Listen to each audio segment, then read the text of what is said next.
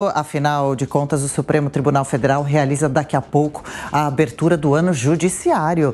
Também hoje vão ocorrer as aberturas das atividades no Tribunal Superior Eleitoral e no Superior Tribunal de Justiça.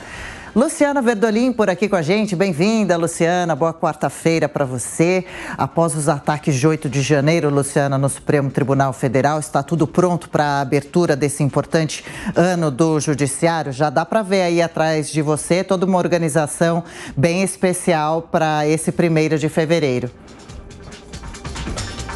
É isso mesmo, Adriana. É aqui que entram as autoridades. Quem chegou agora há pouco foi o vice-presidente e ministro do Desenvolvimento, Indústria e Comércio, Geraldo Alckmin. O presidente Lula está sendo esperado aqui nessa do ano do Judiciário, assim como o presidente do Senado Federal, Rodrigo Pacheco, que tenta ser reeleito logo mais à tarde na casa. O plenário aqui do Supremo Tribunal Federal foi totalmente reconstruído depois dos ataques do dia 8 de janeiro. As vidraças aqui já foram todas substituídas. Lá no Palácio do Planalto, a gente tem ainda algumas vidraças que precisam ser substituídas. Aqui no Supremo Tribunal Federal já está tudo pronto, até por conta dessa solenidade que vai comemorar, inclusive, a retomada dos trabalhos e essa reconstrução aqui da casa. Já tem sessão prevista para logo mais às 2h da tarde no Tribunal Superior Eleitoral. A retomada dos trabalhos será às 7h da noite. E no Superior Tribunal de Justiça também tem sessão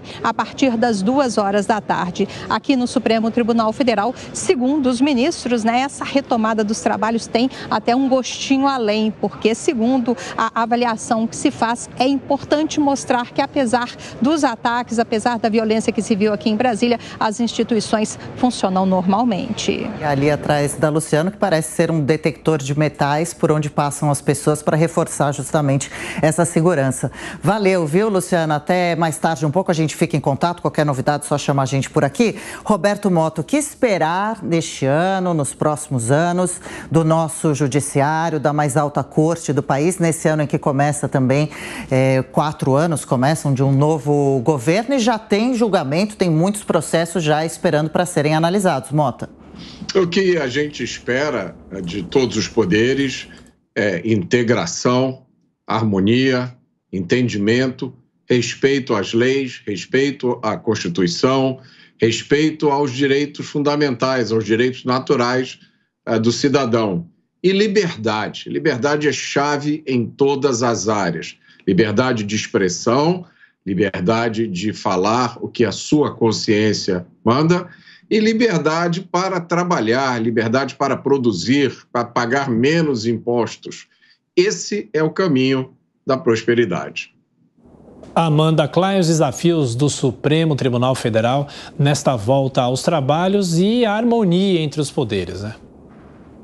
Esse é o principal desafio, Thiago, sem dúvida alguma, harmonia entre os poderes. O Supremo Tribunal Federal voltar a uma certa normalidade. Ele tem sido acusado por algumas vozes críticas e outras mais radicais da hipertrofia, de ter acumulado uma série de poderes e muitas vezes de invadir competências que são do Congresso Nacional ou do Poder Executivo, ou seja, competências dos seus pares, dos outros poderes. E ele precisa voltar um pouco para o seu quadrado, entre muitas aspas. O Supremo foi fundamental na defesa da democracia, servindo como anteparo para a democracia durante todo o processo eleitoral, antes, quando as instituições foram atacadas durante o governo Bolsonaro por próceres do bolsonarismo de dentro e fora do Congresso Nacional e agora nos ataques de 8 de janeiro. O Supremo tem alguns inquéritos muito espinhosos e turbulentos para resolver. Todas as investigações derivadas dos ataques golpistas do começo do ano e também os inquéritos de milícia digital e dos atos antidemocráticos que já correm antes nos escaninhos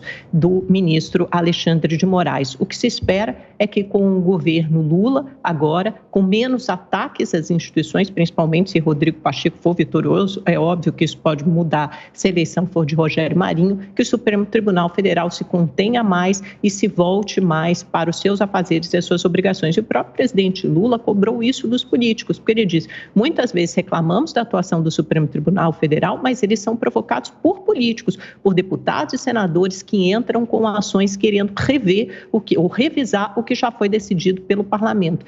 Então, o que precisa acontecer é que cada um dos poderes, legislativo, executivo e Supremo Tribunal Federal, se acomodem e cumpram exatamente as suas prerrogativas e as suas funções. Quanto à pauta do STF, o que deve entrar de fato na agenda, mais do que os julgamentos em si, por exemplo, do marco temporal das questões indígenas, está fora da pauta até agora, é a aposentadoria de 2 ministros. Em maio, Ricardo Lewandowski completa 75 anos e pela PEC da Bengala tem que se aposentar compulsoriamente. Em outubro é a vez da atual presidente do STF, Rosa Weber, tanto é que ela vai ficar só 1 ano à frente do comando da mais alta corte do país. E aí a gente sabe que tem todo aquele longo processo de decisão de escolha de 2 novos ministros pelo presidente Lula.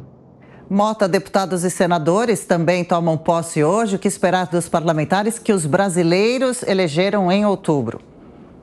Que eles retomem um protagonismo que parece que deixaram de lado nos últimos anos.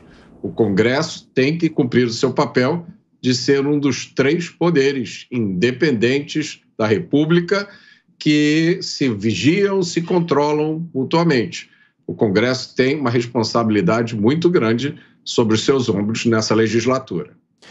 Amanda, em 1 minutinho, falando sobre as perspectivas, principalmente para o Senado, né, em que a eleição está totalmente aberta, ainda há uma discussão, inclusive entrevistando a deputada Janaína Pascoal, ela não acredita que mesmo numa vitória de Rogério Marinho, as possibilidades do governo Lula serão muito mais difíceis, porque sempre há negociação, sempre há análises de projetos de interesse ao Brasil. Você acredita nisso também? Isso é verdade, Thiago, mas por outro lado, a eleição do Rogério Marinho significaria uma sobrevida do bolsonarismo, significaria pelo menos uma organização dessa oposição. Quem poderia ter feito isso em primeiro lugar ainda no governo passado, durante o governo de transição, era o próprio presidente Bolsonaro. Mas ele não só não tomou essa atitude, como se evadiu, fugiu para os Estados Unidos e não se sabe quando ele volta. É como se o seu representante aqui tivesse se tornado Rogério Marinho. Tanto é que nas redes sociais há uma pressão muito forte da militância para que outros senadores votem em Marinho. Eles estão adotando o mesmo expediente que adotaram na eleição de Alcolumbre, logo no começo do governo Bolsonaro, quando pressionaram os senadores a não votar, por exemplo, em Renan Calheiros, que era tido como representante da tal velha, da chamada velha política. Dessa vez eles fazem a mesma coisa com o Rogério Marinho, muitas vezes constrangendo senadores que já reclamaram que tiveram as caixas de mensagem, de e-mails inundadas por mensagens de bolsonaristas mais radicais. A eleição de Rogério Marinho, ou pelo menos uma votação importante no Rogério Marinho, significaria o embrião dessa organização da oposição ao governo Lula. Isso ainda não se concretizou, porque eles aprovaram a PEC da transição no ano passado, fizeram uma articulação com o presidente da Câmara, Arthur Lira, e tem essa articulação feita também com o Rodrigo Pacheco. O futuro do governo Lula, seu sucesso, e não digo seu fracasso, mas seu maior sucesso em maior ou menor grau e mais ou menos dificuldades, esse mapa começa a ser desenhado hoje na eleição do Senado.